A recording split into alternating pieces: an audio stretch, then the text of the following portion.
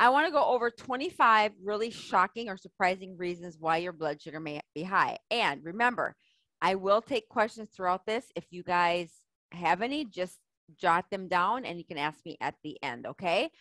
So let's start with number one. Now, some of these are not going to be surprising. Some of these are review, but I want to make sure that you understand that just because, you were diagnosed with diabetes, obviously if you're a diabetic, you're going to have problems with your blood sugar, but some of you are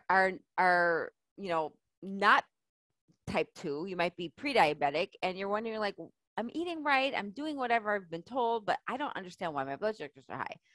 So the first one is the Down phenomenon, and we've talked about this. I've done a whole class on this, but I just have to say the number one reason why in the morning your blood sugars are high is because you might have the Down phenomenon.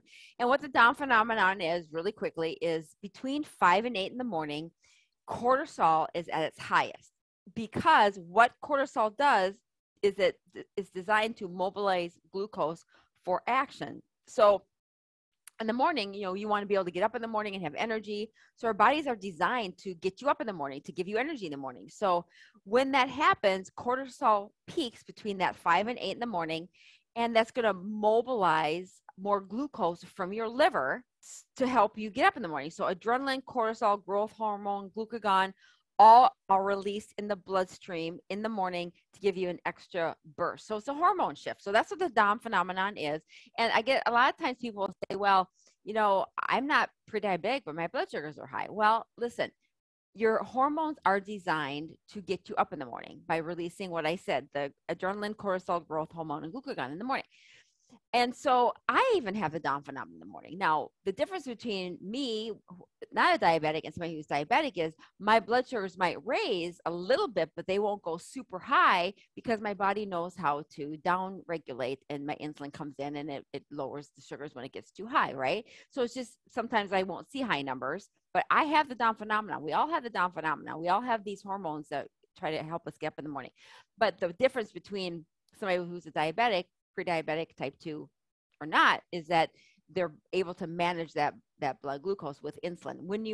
When your blood sugars are high in the morning due to that hormone shift and you have insulin resistance, the sugar stays up in the body. So that's what the Down phenomenon is. I've done a whole video on this. If you want more detail on that, you can watch the video. So the second one is a lot of people have type 1 diabetes, right? And when their blood sugars are high, it's because your own pancreas is not making insulin.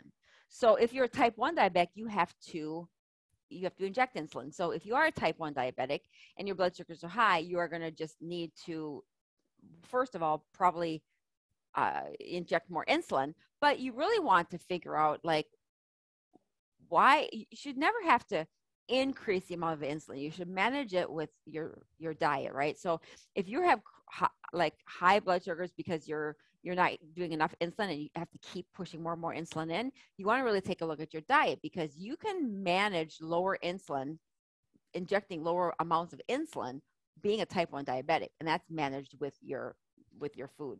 So you want to take a look at that too. Okay. Another reason is type 2 and the liver. So your liver makes glucose, you guys. So even when you are not eating, let's say you are not eating and your blood sugars are high. Well, what happens is your liver produces glucose. So there's a process called gluconeogenesis.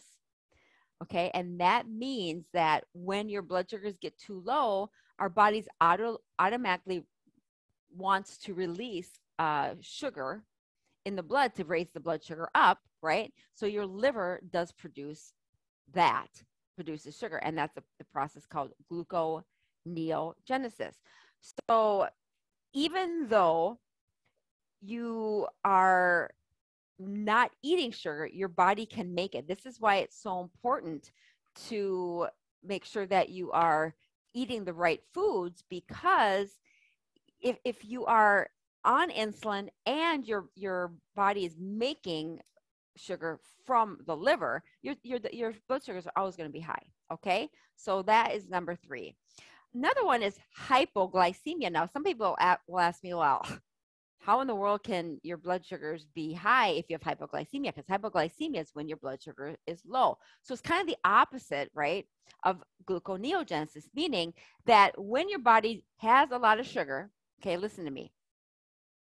When your body has a lot of sugar, what's going to happen is your body automatically is going to produce insulin to lower the sugar. So then you have hypoglycemia, okay?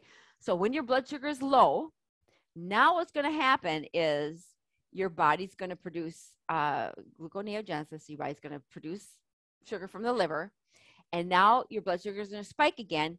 Insulin's going to come in and it's going to try to push the sugar in. But if you have insulin resistance, it's not going to go in. So having low blood sugars will produce high blood sugars because why? Because your body cannot have too low blood sugars for too long a period of time.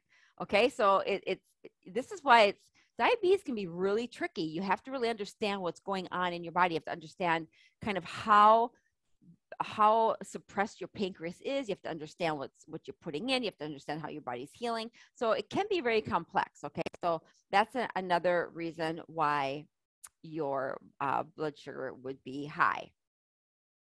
Because these counter-regulatory hormones, the cortisol, glucagon, and adrenaline, kick in when your blood sugar is low also. So not only do you have the hormones kick in the morning when you wake up due to the hormone shift from 5 to 8, but when your blood sugar gets too low, you have adrenaline, glucagon, and cortisol and insulin come in, and that will definitely cause your blood sugar to go up. Okay. The next one is late night snacking. This is pretty obvious, but if you have late night eating, your blood sugars are going to be higher the next morning. So sometimes people will say, well, I have the down phenomenon, but then they'll tell me that they've had, a meal at 11 at night before they go to bed. So you just don't want to be eating at night. This is not, especially if you have diabetes. Now you're being told by your doctors that if you're on insulin, you should eat. Well, the goal is to try to get you off insulin if you're type 2, right, or pre-diabetic. So we want to try to manage your diabetes with food and lifestyle, not with medications. So late night snacking is going to keep your blood sugars high. It just is. The next one is if you have carbs, a lot of carbs during the day, and then let's say the next day you do intermittent fasting or you're fasting and you notice that your blood sugars are high. Well, it could be because you had too many carbs the day before. Sometimes there's a cycle, right? It takes a little bit for those, especially if you have insulin resistance, right? If you had a lot of carbs the day before and the next day your body's trying to purge that sugar and trying to push it into the cells of the body or trying to burn it, if you have insulin resistance, the sugar can't go anywhere, so it stays in the blood. So it could be from too many carbs and foods the day before. That's number 6. Number 7 is low blood pressure. So if you have low blood pressure and take blood pressure medications, that activates cortisol, and cortisol raises your blood glucose levels. I've talked a lot in this group about stress and cortisol levels, but low blood pressure is stressful on the body and it raises cortisol. So that's another reason why you could have high blood sugars. Okay. Another one is medications. If you're on cortisone injections or if you're on medications, blood pressure medications, and I did a whole show, I think it was a couple weeks ago, just on the medications that raise blood sugars. And there's a lot of them.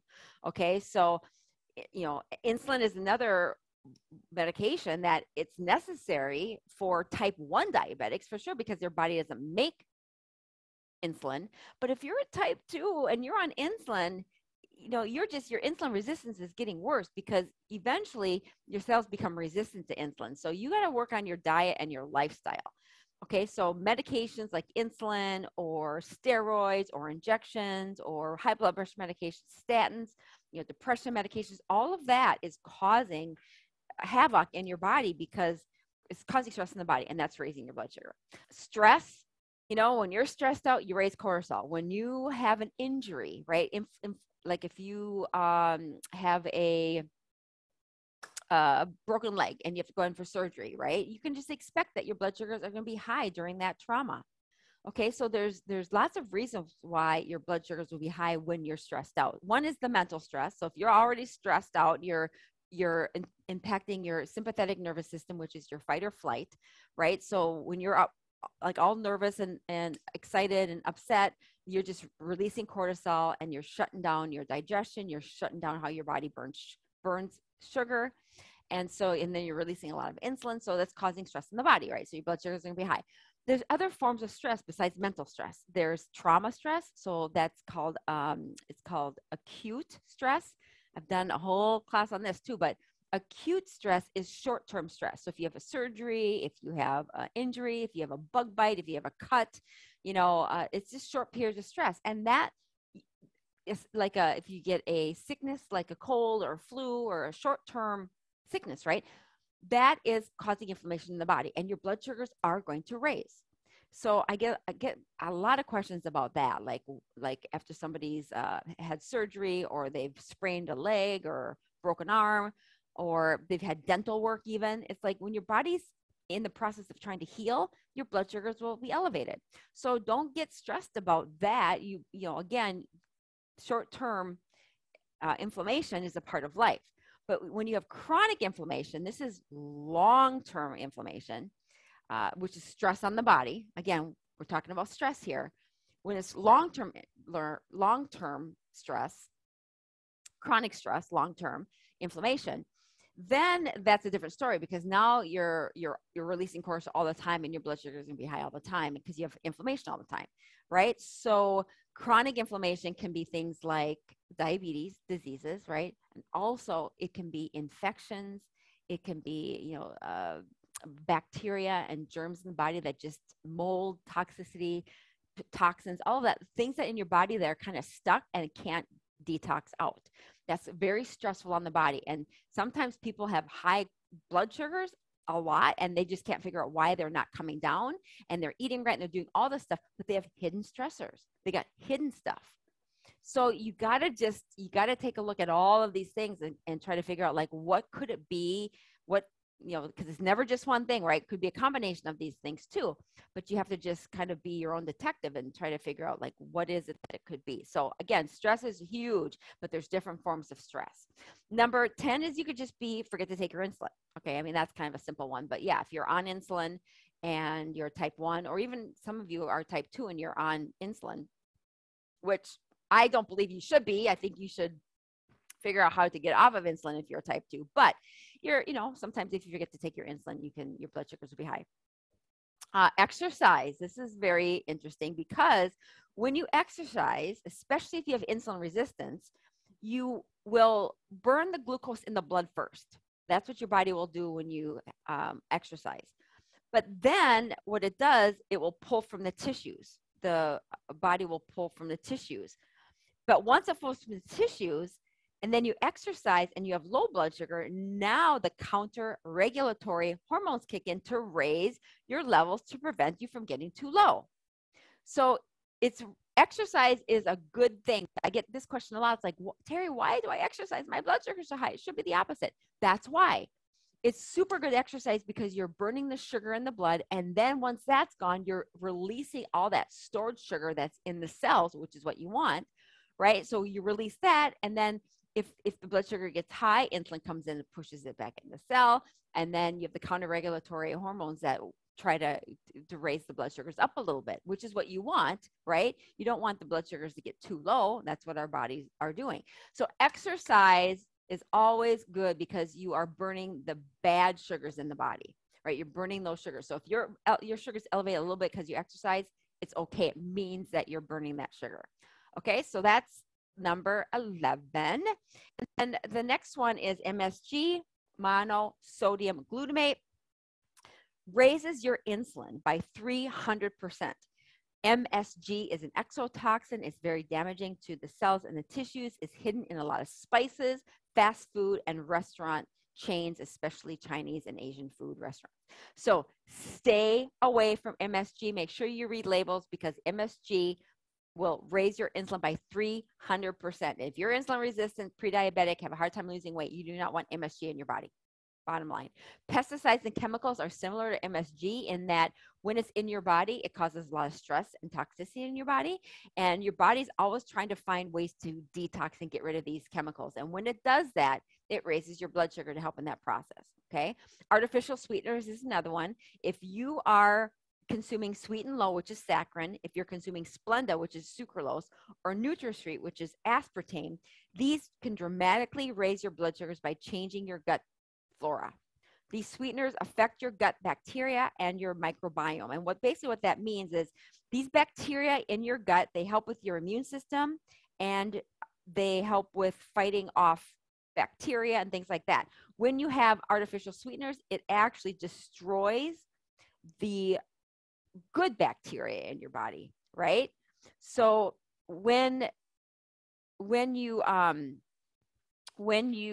eat artificial sweeteners, you're actually killing off the good bacteria and producing more bad bacteria. Okay, so our guts need both good and bad bacteria in them. Okay, so studies have shown that when you consume sweeteners, you are increasing the bad bacteria. You're increasing it and you're getting an overabundance of bad bacteria in the gut. And that's what causes the problems. And then your blood sugars end up raising. So you want to make sure you're off of Sweet and Low, Splenda, and NutraSweet. They are terrible for your gut flora and they will raise your blood sugars. The next one is dehydration. Your kidneys rely on water to help flush out toxins, and less water means that you will have higher blood concentration. So if you're dehydrated, you can basically for sure assume that your blood sugar should be high. So if you take your blood sugars one day and they're a little high and you know you're dehydrated, just drink some water. That will help. Sunburn. Did you guys know sunburn can also cause your blood sugars to be high? Because why? Sunburn is an acute stress, right? It's an acute stress on the body. So when you get sunburn, it's heating up your body temperature. It's causing damage to the skin, and that's that's going to elevate your cortisol. So that will also cause your blood sugars to be high. The other one is nasal sprays. And these nasal sprays are ones that you use for colds and things like that. Some have chemicals in them that trigger your liver to make more blood sugar, like epinephrine, pseudoephedrine. And what happens is those chemicals in that nasal spray can trigger your liver to make more blood glucose. So, by the way, Flunase, it's one of the top nasal sprays, has steroids in it, and that one for sure will raise your blood sugar. So just pay attention to that, right? I mean, if you're using a lot of these nasal sprays because of allergies or whatever, you just might want to consider trying a different method to help with your allergies, because if your blood sugars are high and you know that you're on these, you might want to experiment and go off of them and see if your blood sugars come down. Gum disease. Your blood sugar will go up due to gum disease. The germs enter the bloodstream, and then when you chew or brush your teeth, they enter into your bloodstream and create an inflammatory response. So if that inflammatory response is your body's defense to these germs. So if you have type 2, you need to consider getting a deep cleaning to your dentist, because having this corrected can almost be like reducing a medication, because those germs in your mouth are very inflammatory to the body. Okay, so if you are a type 2 or pre-diabetic, go make sure that you take really good care of your teeth. Go get a deep cleaning today. Excessive heat. People with diabetes are more prone to become dehydrated due to the exposure to heat. So if you are having higher blood sugars, this could be a factor. When you have type 2, there can also be damage to nerve and blood vessels that can impact your ability to sweat. So it makes it difficult for your body to cool off. So heat exhaustion is a real thing. It's very, very real. And if you aren't able to sweat due to having type 2 diabetes, you want to make sure that you stay hydrated or don't go in the sun very much, because that can definitely cause a stroke and a heat stroke, and that is not good. Okay. Insulin sensitivity can also be affected due to heat. By heat, due to stress, because the body is making a lot of cortisol and adrenaline. Okay, so heat definitely elevates the rate in which your body will use its sugar. Coffee is another one, even without sweetener, because some people are just very sensitive to caffeine, and it's mostly people who are diabetic or type 2 or pre-diabetic, because the hormone epinephrine or adrenaline is elevated when you drink coffee. And sometimes the cells can't metabolize the sugar when there's too much adrenaline in your system. So if you don't have type 2 diabetes, right, and you drink coffee, it might not impact you. But some people with type 2 or prediabetes are has an impact on their blood sugars. Some people, even if they're not diabetic, if you're taking your blood sugars and you're drinking a lot of coffee and you notice that they're elevating, it's just because your body is just a little bit more sensitive to the protein. It's a protein receptor called adenosine, and it's blocked by coffee. So again, depending on the health of your cells, coffee could be, a reason why your blood sugars are high.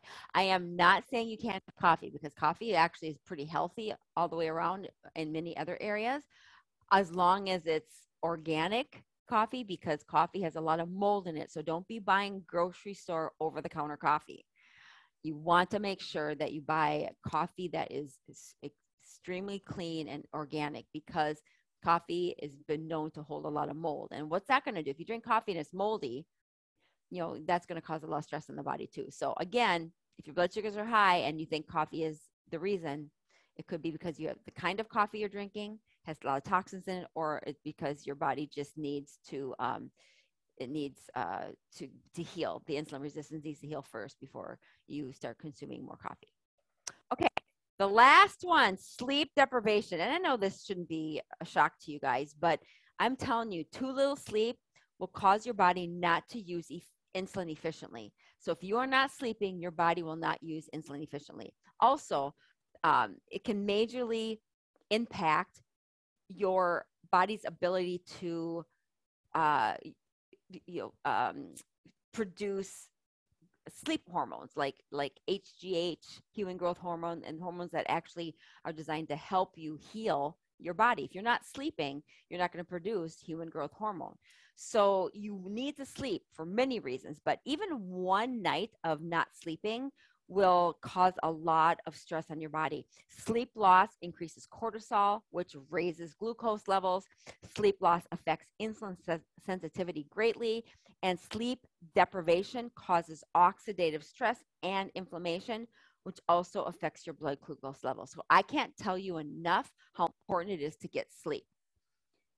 Sleep is, there's so many things that you need sleep for. You need sleep to heal the cells. You need sleep to repair. You need sleep to be able to heal your insulin resistance. You need sleep to decrease inflammation. You need sleep to lose body fat. I mean, sleep is so important. So if you are not getting sleep, you definitely will have an imbalance in blood sugars and your cortisol levels. Okay, you guys? So that is the 21 reasons why you guys need to take a look at, what any of these could be impacting your blood sugars if you have high blood sugars and you're not sure why. Go back and rewatch this, print off this list, whatever you got to do, because some of these you might be like, oh, it could be that. And it could be a combination of them all too. It's never just one thing. So, a lot of you might have a combination of things going on. So I would just pick one or two that you can focus on, maybe adjusting. If a lot of these tonight, when you're watching this, you're thinking, oh my gosh, that could be me, that could be me, that could be me, that could be me, and you're like overwhelmed by it, just pick a couple that you can be intentional about working on and see if that impacts your blood sugar. And just every week, maybe pick a different thing and see if it helps you lower those sugars. Okay, you guys? We'd be all right. I know we would be all right.